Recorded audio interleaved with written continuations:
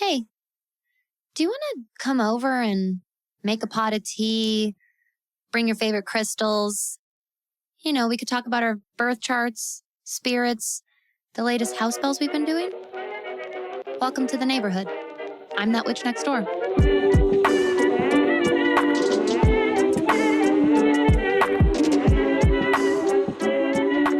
Hello, neighbor. It is so wonderful to be with you today. Welcome to another episode of That Witch Podcast. If this is your first time here with me before, hello, let me be the first to welcome you. I'm Danny. I'm that witch next door. I'll be your host around here, your guide, your mentor, your spiritual bestie, if you will, in all things modern witchcraft, cosmic, and seasonal living. And I am so excited to bring you this special little episode today. So, over the course of 2024, I put out a few different times, different polls to all of you neighbors out there in the neighborhood, what you wanted to hear on That Witch Podcast. And then I asked you again, specifically at the turn of the year, moving into 2025, because we're really heading in a pretty witchcraft and magic forward facing year in our content here. And repeatedly, I think quite possibly the most consistent request is simple magic, simple spells, easy magic, easy witchcraft, spells and magic for tired people. That's another one.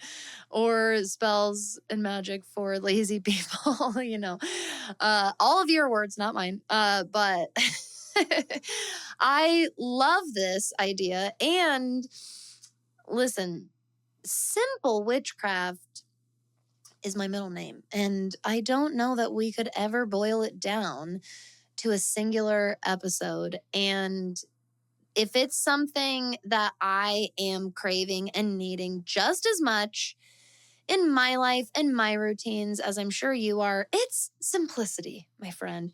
And so I thought, what better way to honor simple magic, but to have these simple magic episodes where, listen, this is not going to be some big giant background and history of tea episode. Okay, let's get that out of the way. These simple magic episodes are simply how I take ordinary, mundane activities or tasks and turn them into intentional magical practices that I now use today. So this episode is how I personally turned my ordinary relationship with making and drinking tea and just, the concept of tea in general into the intentional magical practice that I have today. So when I was a kid, I loved tea. I have loved tea from a very, very young age.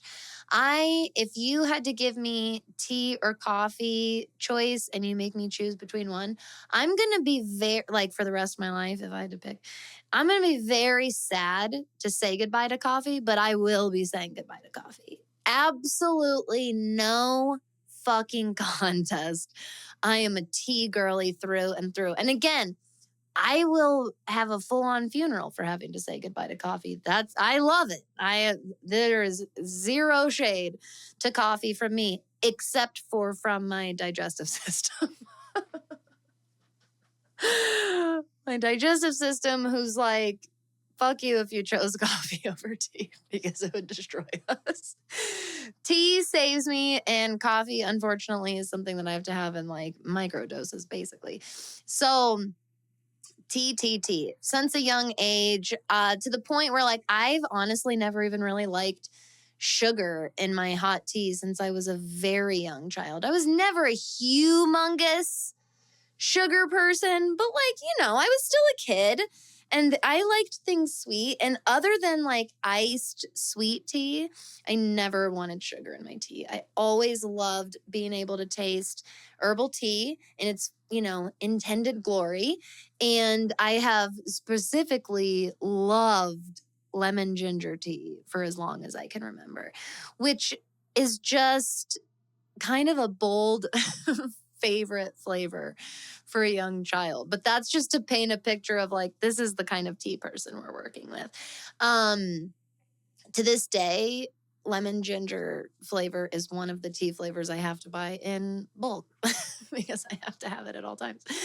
Now, as I got older, so when I was like in college, for example, tea became a thread of a lifeline to a wholesome version of myself. So during my basically strung out hot mess of my early 20s, college years, tea was something that probably literally saved me physically, emotionally, and mentally. And I laugh, but I am being serious.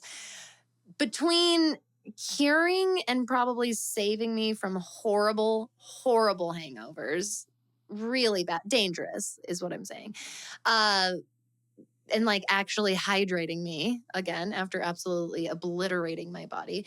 But also, like I said, this was this like thread of a lifeline I had to this wholesome version of myself.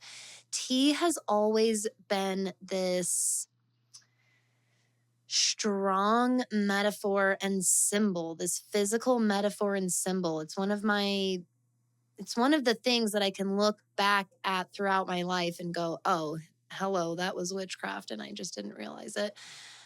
Because it has always represented this symbol of a version of myself that takes care of myself and cares about myself. And when I was thinking about like my relationship with tea over the years for this episode, and I was thinking about those years, I was like, oh my God, it was honestly like this lifesaver in this ocean of chaos at that time for me. And then as I got like progressed into my 20s and became more and more adulty, if you will, then tea became like for health. And if you were an adult in the early 2010s, especially like 2014 to 2018, 19. So I guess the late 20, sorry, that's the late 2010s. My bad. All of the 2010s, but especially the late 2010s. The health craze, and this did really start in like 2010 in general, but it really picked up in 2012, 13 and started peaking around 2014, like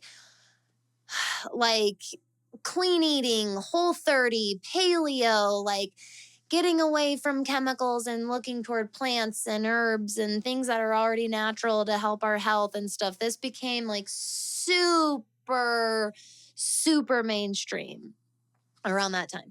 And so it impacted and shifted my relationship with tea. And like suddenly I'm using this for health, sometimes in like, even in like disordered ways, because I'm still in my 20s at this time.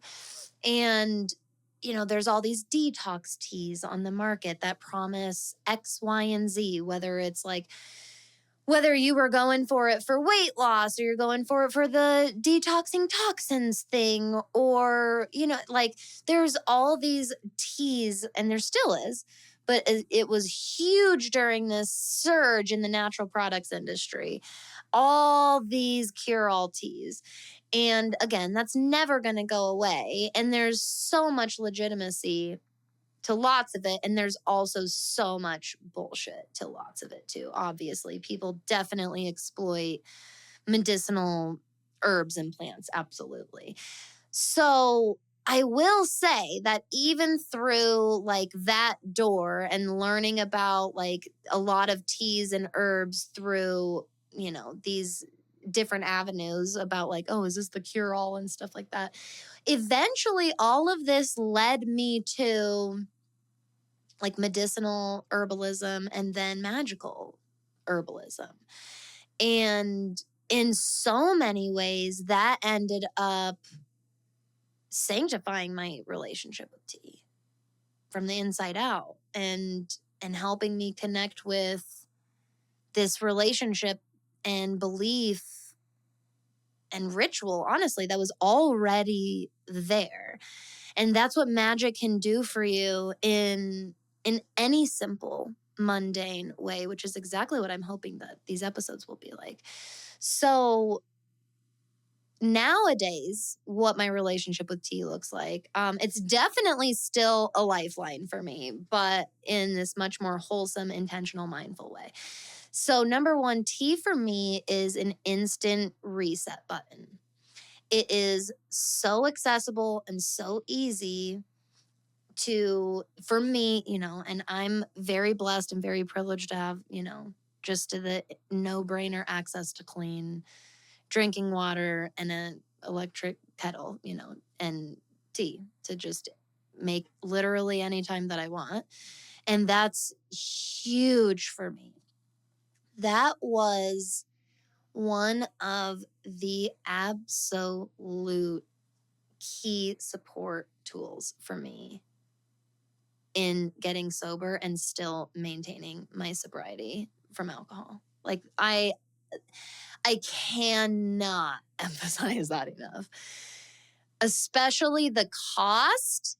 It is cheap as fuck. And do not come at me with examples of expensive tea, because of course there's examples of expensive tea, but there is cheap dirt as, or what am I trying to say? Cheap as dirt? Dirt cheap? You know what I'm trying to say. Cheap as dirt. Tea on the market, available in so many places. And compared to the prices of drinks in so many other capacities these days, oh my God, for the price of one singular like Olipop, right? Everyone's always, oh, I love all these Olipops. Why don't you get your, Target's always sending me like promo Olipop special. Oh, look at all this Olipop branding. Don't you want to try one? Every time I'm like, oh, I would try that. And then I go look and I'm like, what is the cost of this? This is ridiculous. And this is a nice treat and they're delicious, no shade or anything like that. But like sustainably, realistically, for so many people, well, the price of one Olipop will get you 20 tea bags most of the time, my friend. That's pretty awesome.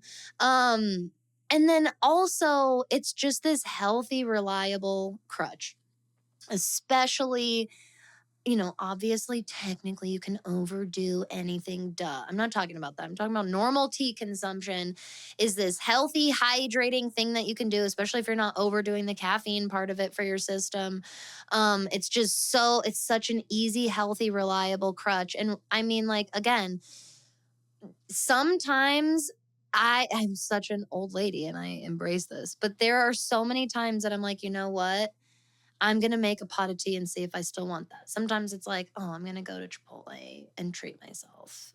And instead I'm like, I could save that money, or I could be more intentional with my time today by just making a cup of tea. Same thing goes for feeling crazy overwhelmed and pressured. And like I have 1,000 things to do and I don't know what order to do any of them in. And I need a big, major, intentional pause button. Go make a cup of tea. There's just so many easy ways and times that I've built over time the habit of using it to reset in such an easy, accessible way for myself. That it just is like this holy grail of simple magic for me. Not to mention, this is probably like the easiest form of herbalism next to seasoning your food. Truly. So if you're interested in herbalism, tea is a wonderful, wonderful doorway in. Now, little quick fun announcement. We are nearing the end of season 7 of That Witch podcast, which blows me away. It honestly feels like we just started season 7. So I'm curious if it feels that way for any of you, because when I say that, I'm like, is it already time? We have already over 45 episodes just for season 7 alone. We have been in season 7 since September, I believe. And she's coming to an end. We're going to be breaking for the April showers, and the May flowers will bring season 8 of That Witch podcast. And when season 8 blooms, get ready for a killer getting started in magical herbalism episode that's going to be like chock full of lots of getting really started in this practice. But getting started in simple tea magic is such an easy, intuitive, beginner-friendly doorway into magical herbalism. So personally, in my tea cabinet, here's what you're going to find for choices of teas that I just naturally keep on hand at all times. And again, because of the price of most teas, here's what you do. You locate the cheap brands, okay? You know what? There are really nice brands that I really, really like, specific flavors or herbal combinations or intentions or like medicinal uses. And I specifically buy them in certain brands because I like their flavor of it or I like the combination they have, etc. They're worth the extra penny. And then I have my go-tos. Number one, this is not sponsored in any way, but I'm certainly a Colorado native at heart, and I would love to be sponsored by them, but I'm sure I don't know if that will happen or not. But Celestial Seasonings through and through, my friend. Huge Celestial Seasonings girly over here. If you don't already know, Celestial Seasonings Factory is located in Colorado. And if you're from Colorado, if you don't already know, I don't know if they still do, but their factory tours were free. And they have a Celestial Seasoning store there, and it's usually a little bit cheaper to get teas there because it's direct at the site. And also sometimes they have special flavors available that they don't have available in the store, which is also really nice. I love Celestial Seasonings, and it is very affordable. They're environmentally conscious. They're ethically sourced and like have great relationship with their farmers. And it's really awesome. And again, very fairly priced. They've had to go up a little bit in price with inflation, but really been still by far one of the most inexpensive, still good quality, lots of choices and options tea brand. But just look at your local tea selection wherever you buy tea, okay? And then on top of that, when you're out and about, when you go to a metaphysical store, when you go to an apothecary, when you go to a place that sells small business curated, crafted teas, loose leaf or bagged, you can buy those, and those can be your special ritual teas. So I definitely have some special ritual teas, but in general, in stock from a variety of brands and mainly stocked by my favorite cheaper brands, I always have, number one, stimulating and energizing teas. I'm a neurodivergent person. I need some caffeine. I need like energizing. I need things that are promoting focus and a little bit of energy stimulant to my brain. So things that have caffeine or other adaptogens for increased awareness and energy. Also, stress relieving and nervous system support. I put these in the same category because I feel like technically they are the same category. When we're relieving ourselves of stress, we're supporting our nervous system. There are tons of teas on the market because tons of herbs have these properties in them that do this. So I always have an option or two available for stress relieving type, choices. Then sleepy, obviously. I'm a sleepy tea person, sleepy witch through tea. That's me, literally every single night. Every single night, without fail, I make, maybe once in a while, I don't. But I mean, pretty much, you can count on me 7 nights a week making my sleepy tea before bed. Do I finish drinking it every night? Absolutely not. But I do always make a cup of sleepy tea at the end of the night to help me get, at least, even if it's not about falling asleep easier, a lot of times I do it just to promote better rest through the night to wake up more restored the next day. So I always have a couple of choices for sleepy tea. Always have some for digestion and gut health. Anything that helps with upset tummy, anything like that. As is very common with people with anxiety, neurodivergent. I've got chronic gut issues, have my whole entire life. So probably this is one of the points in the episode where it's like, oh, no wonder she's always loved lemon ginger tea. It's a non-negotiable, seriously. I have to have something with ginger, and especially lemon, at least I can get out of the fridge, but I have to have ginger tea on hand at all times, It's one of the easiest, quickest, fastest ways to soothe my tummy. if you don't already try different forms of ginger, if you're not a huge ginger person, there's lots of ways. You can make more of like a gingerbread flavor tea and either sweeten it with like stevia or like a more gut friendly light sweetener of some kind, so that you're getting around the spiciness a little bit but still getting the gut soothing properties. That can be a nice way to like ingest ginger if you know it's good for you, but you don't really like it. And then also, I've got a bunch of just flavor tea. I also just buy teas straight up for their yumminess and their indulgence. So I have like some dessert teas, but I also love having a variety of fruit teas. Not only do they have a bunch of different spiritual and magical properties, in addition to all the other like herbs that are common in the sleepy teas, the digestion, the stress relieving, the stimulating. Then the flavor teas that usually incorporate more fruits for flavor, either on top of or in place of herbs like the other tea flavors. It just adds to the more correspondences, like magical correspondences available to me in my inventory. Plus, it's just a really easy way to make a more medicinal tea taste way better and way more palatable. So I love having different flavors on hand for multiple reasons. And then also for intention, I have single flavored, single herb or single ingredient teas and combo blends for a reason. Number one, it's really nice to have my go-to single herbs that I need.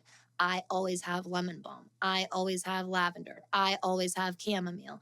Singular, so that I can add them or just have only them if I need. And that's both for like myself to consume through a tea, or also so I have that dried herb available as well. So I have just chamomile at my disposal. So having combos is a really nice way, and we'll talk a little bit more about this, but like those combos are really, really nice for having a multitude of magical correspondences or associations or intentions all within one convenient little pack. Lastly, my other last thing that I always have in my cabinet is I have sampler packs and certain bulk flavors, like I had already mentioned. So know when to get samplers to test things instead of like buying a whole box of 20 tea bags of something you've never tried. Take advantage of different brands' sampler packs. I have found so many of my most favorite teas in the world that way. And then also the bulk. Like I said, keep an eye on the tea flavors that you find yourself reaching for over and over again, and save yourself some money that way and see where you can find them in bulk. Now, my favorite supplies for a modern witch who uses tea magic in her life. Number one is my electric kettle. Oh my Lord, do I love my electric kettle. My electric kettle is one of, if not my absolutely most used appliance. My electric kettle is my main cauldron now. And I want you to see your electric kettle or your teapot or whatever it is as you, even if you're boiling it in the fucking microwave, man. If you're a microwave tea person, we don't shame that around here, all right? This is modern witchcraft. This is growing and, evolving our craft, and with intention through technology progress as well. So I love my electric kettle. I think that it boils faster. I think it's more even, and the water heat lasts longer. There's a lot of reasons from Mrs. Kitchen Witch Practicality over here, but I'm serious. I use my electric kettle sometimes like 3 times a day. Every day I drink so much tea. Plus, we make our coffee with a French press. So I also use the electric kettle if I'm making coffee as well. So we just, it just makes so much sense for us to have an electric kettle. But oh my God, big shout out to electric kettles in the world. Thank you for being invented. Whoever invented electric kettles, appreciate you. Okay. Also, favorite supply as a modern witch, special spoons, special stirring spoons. I really try to use a special stirring spoon every time. They are not like special, expensive, fancy spoons. They're just designated spoons in our drawer. They're just, number one, they're longer. They make more sense for stirring. They technically are a little bit more ornate in design, but not really. I mean, they're just a different design, I would say. But it's more for the intentionality that like these are stirring spoons, these are for my tea. This can be a big, simple amplifier in Magick when you designate tools like that. So even though those aren't like my altar tools, right? They're still just the spoons in my drawer. I make it an intentional tool every time I reach for it specifically when I make tea and need a spoon to stir. Also, favorite supplies in Modern Witch are sweetener options. So I like having options and picking a sweetener based on my intention as well as flavor preference. So I like to have regular sugar, maple syrup, honey. Once in a while, I'll get agave as well and have agave on hand. And then I like to have stevia. That's my no sugar substitute sweetener that I personally prefer. I like monk fruit as well, but stevia is just easy in the little dropper. Now, here's my tip. If you're a person who's like, I hate stevia, I can always taste it. Same, which is why I only use it to when I want like lightly sweetened or to make something a little bit sweeter than I want to add that much sugar for. So, for example, I will kind of take the edge off of bitter tea by putting just 3 drops only. Drops, literally, not droppers, 3 drops of stevia extract into a full 16-ounce mug of tea. Or sometimes it's even a 24-ounce thermos of tea. And it just lightly sweetens it and kind of takes the edge off the bitterness, and you can't taste that stevia aftertaste.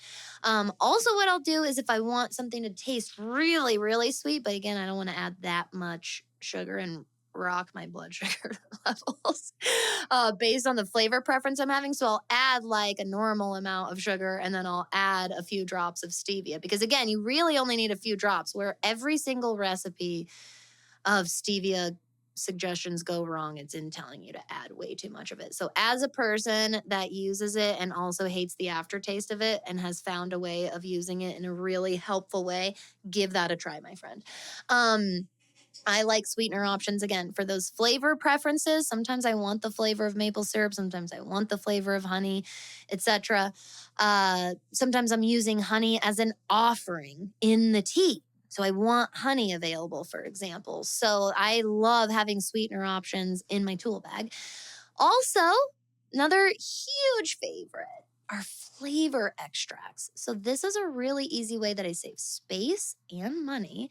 Instead of buying a bunch of giant syrups that take up space or different flavored creamers that take up space, or again, cost a lot of money over and over again as you use them, I like to have flavor extracts. So our main ones that I use are vanilla, I have an almond extract. We obviously have peppermint, which I really only use around Christmas time. I don't really have a taste for peppermint outside of the holidays. And what's my other one? Almond, vanilla, peppermint, and coconut. I have coconut extract too, because I'm a coconut girly. So I will use those in combination with each other or singularly. If I want cream, I have cream or milk. I can do, or, almond milk, whatever you want. But that way I can do the flavor thing. I can add my own sweetener. It makes the whole process feel more like I'm building an elixir, makes me more intentional. Now, this is no shame at all to buying pre-made sweetened creamers by any means at all. Number one, I fucking love them. And when I see a good flavor of them, I try them out and I utilize them. And they just rack up the grocery bill so easily in this fucking economy. So this has been my cheaper way because extracts last forever. You only need a few drops. I mean, literally less is more with extracts. And again, it makes the whole process feel more like you're building an elixir anyways. So don't sleep on flavor extracts. Lastly, Of course, mugs and thermoses. One of the best things about moving halfway across the country was I had to get so intentional about which mugs and which thermoses we brought. And I just absolutely adore my mug inventory and my thermos inventory because I had to keep my most favorite ones. And since then, I've only added a couple of really intentional ones that I love just as much. But I love having different size, color, shape, blah, blah, of mugs and thermoses, both for convenience and practicality, and also for magical and spiritual intent as well. So I use certain colors and designs and sizes, etc., for different offerings or spells or rituals. And thermoses also because I have ADHD and I'm a mom and a business owner. So I would be constantly drinking cold tea or coffee, even when I really wanted it to be hot, if I didn't have good quality thermoses available. But I do love a good mug and I do use a mug a lot, but there are certain days that a thermos is a non-negotiable. Absolutely. So, how do I use tea spiritually and magically? Obviously, first and foremost is in spells. This is a huge, broad term, even for me, because there's all kinds of ways. From both like I make tea for myself that I charge with intentions or affirmations, right? I select certain herbs or a certain flavor of tea, and then me drinking it is the spell. But I also make tea spells where very similar, it's kind of like my version of like witch's brew. And I make tea as a physical representation of what I'm manifesting all the time. I've done this since my earliest days of practicing witchcraft on purpose. And I used to think it was so silly, and people would think that I was silly because it started with just using like regular water, like out of the sink or out of the fridge or whatever. And I would just put herbs or oils in it and set it in a pretty dish or cup and just set it on my altar. Well, later on, the more and more books I read, the more people and witches I learned from, not only is this common, I wasn't doing anything unique, but this is still a tea. This is still a tea. And so this is like what I would call a spell tea. And sometimes I'm doing that for a literal offering, like here is a cup of tea for my deities, my ancestors, my spirit guides, etc. Or it's also like the spell is the tea. The tea is a physical representation of what the spell is. It's the exact same thing as writing down your intentions for your spell in a letter, but instead I expressed that through the ingredients and the buildings of this tea, right? And then what I'll do is I'll set it on my altar. Maybe I'll place a crystal grid around it, and I'll let that stay there until fill in the blank. Till it feels right, till it evaporates, till it molds or decomposes. Intuitively or physically, you see when it's time to take it down off of the altar, and that's kind of my completion. So it's similar to lighting a candle with your intentions and letting it burn until it burns out. It's the exact same thing, but doing it with tea instead. Now, I utilize sigils, prayers, affirmations, my intentions, like I said, crystals, colors, shapes, all of these different factors into spells that I use to drink tea with, and spell teas as well for my altar. And there's so many things you can do with that. You can, if a crystal, for example, is water soluble, you can put it at the bottom of the tea, or not, sorry, if it's not water soluble, please, opposite. If it's water soluble, it will get destroyed. You don't want it to be water soluble. For example, selenite. You don't want to let selenite soak in water. The water will break it down. Only certain crystals can just sit underwater. It's easy to think, oh, they're all just rocks, so they can all just sit in water, because rocks can be in water, and no, they can break down. So you want it to be not soluble in water. But also, again, the color of the mug, maybe the color of a cloth that you set it on top of, like the mug or the cup or the chalice that you're using. I'll speak prayers or intentions or ask my guides or deities for help or assistance while I'm making and composing the tea, or while I'm choosing the herbs. I'll do sigils with a wand or with my finger over the cup or over the tea as it's brewing. There's so many ways you can use teas in actual spells. And then, like I said, this is probably my go-to offering. Again, if you are somebody that's like, I don't know what to offer my deities, I do tea all the time.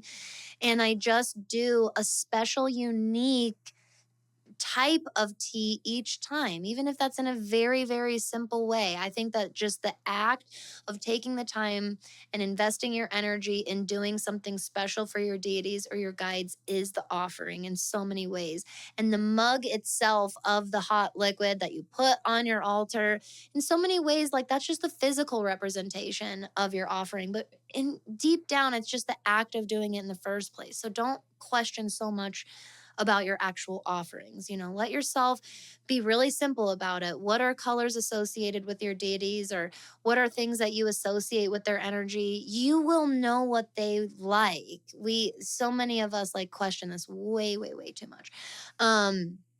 We have lots more coming in season 8 about deity magic. That is for sure. I'm super excited. But for now, don't overthink that. Let yourself, Persephone, for example, is associated with spring. A tea that has lavender flowers sprinkled on the top is beautiful, even if it's literally just water with lavender flowers sprinkled on the top of it, or rose petals on the top, or a daisy on the top. You know what I mean? Like, it can be so, so simple, and still it's the act of doing it in the first place. That's the offering.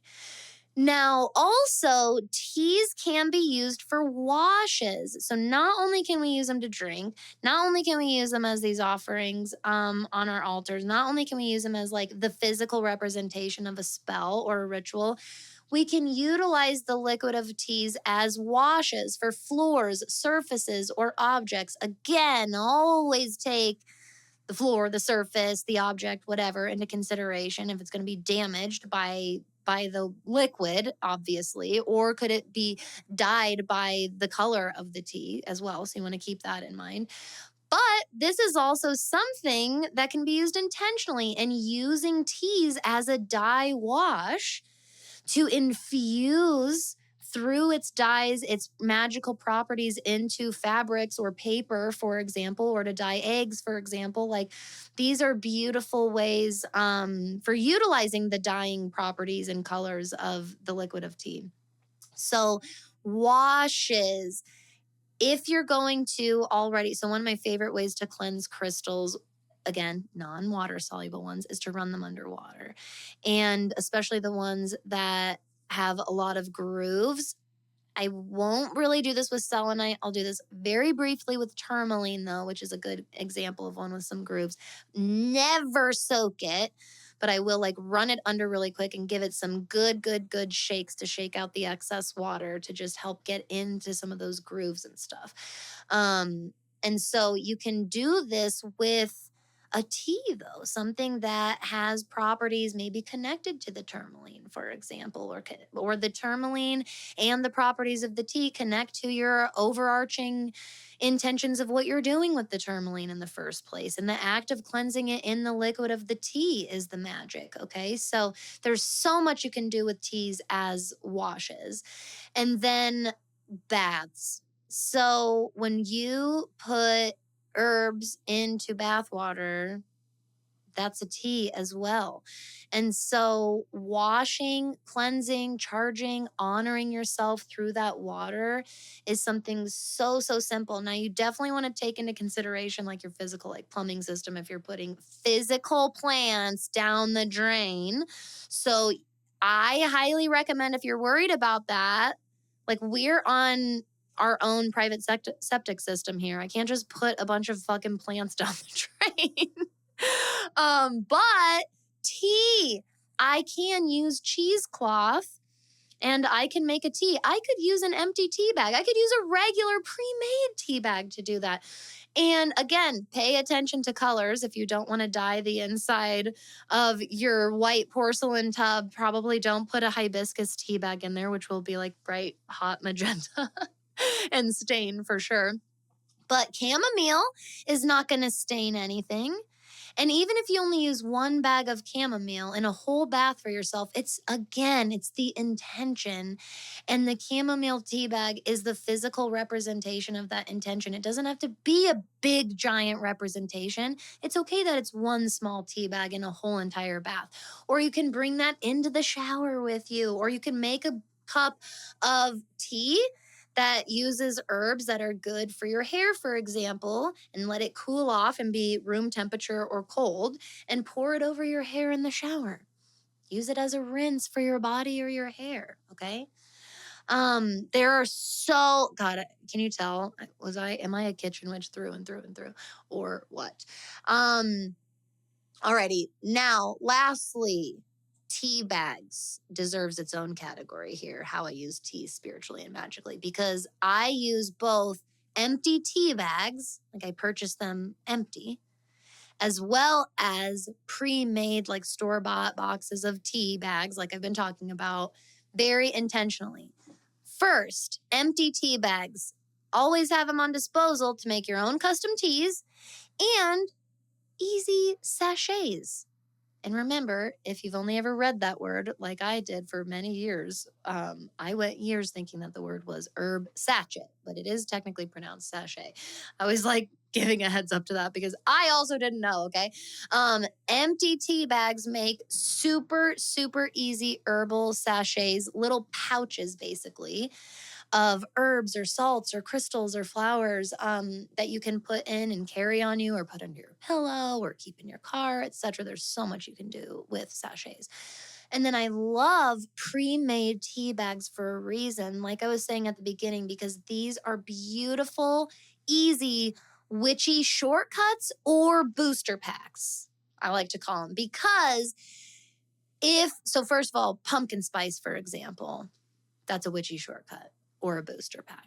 I love making oatmeal, being intentional about the process itself, and then purposefully putting in some vanilla extract and a big old sprinkle of pumpkin spice blend, because there's a bunch of herbs in there that that bring this powerhouse of correspondences and magical associations that infuse into my food. And the same exact thing goes for these combination of herbal teas, okay?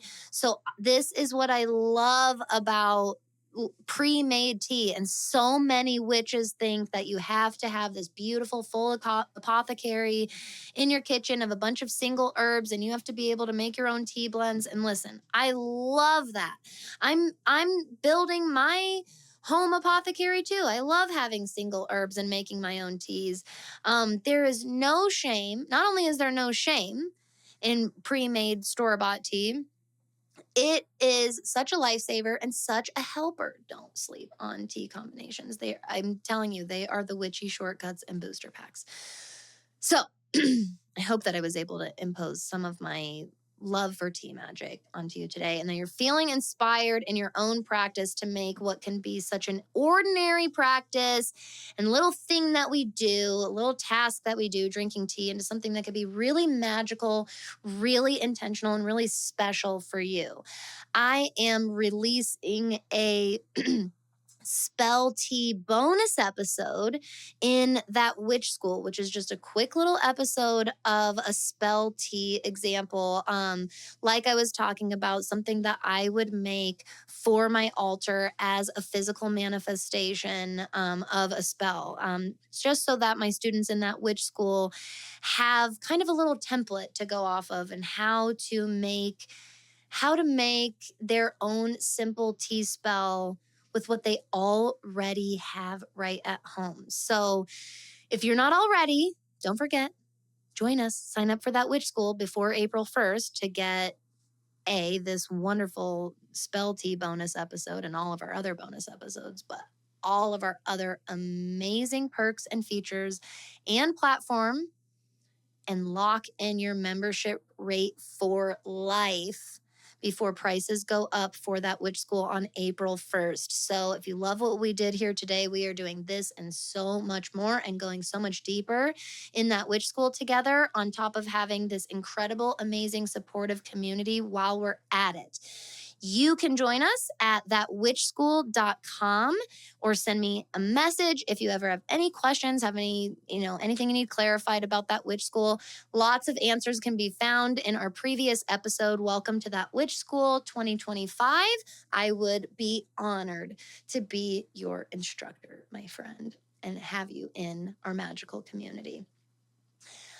Well, this has been one of my favorite episodes ever, hanging out with you. Thank you so much for your time today and every day, and for being here with me. I can't wait to get into loads more magic with you in season 8. I will see you Monday for our final Moonday Musings of March, our final Moonday Musings of season 7. We are finishing up with our gratitude and reflection roundup. And then we are breaking and ending season 7 for all of April, and I will be seeing you in May, unless you're in that witch school, and I'll be seeing you right inside Mighty Networks tomorrow. All right, neighbor, thanks so much for being here. Thank you for being you. Make sure that you stay safe, that you're out there letting yourself have some fun, and of course, stay magical, my friend. Did you get something valuable out of today's show? Here's how you can help continue to grow our magic. First, you can head over to Apple or Spotify and leave a 5-star rating and review. You can also share a shout out on your social media page and make sure you tag me at thatwitch.nextdoor. And of course, you can just tell a friend that you think would enjoy the show and send them a link to the episode. Thank you so much, neighbor, for your support. I'll see you next time.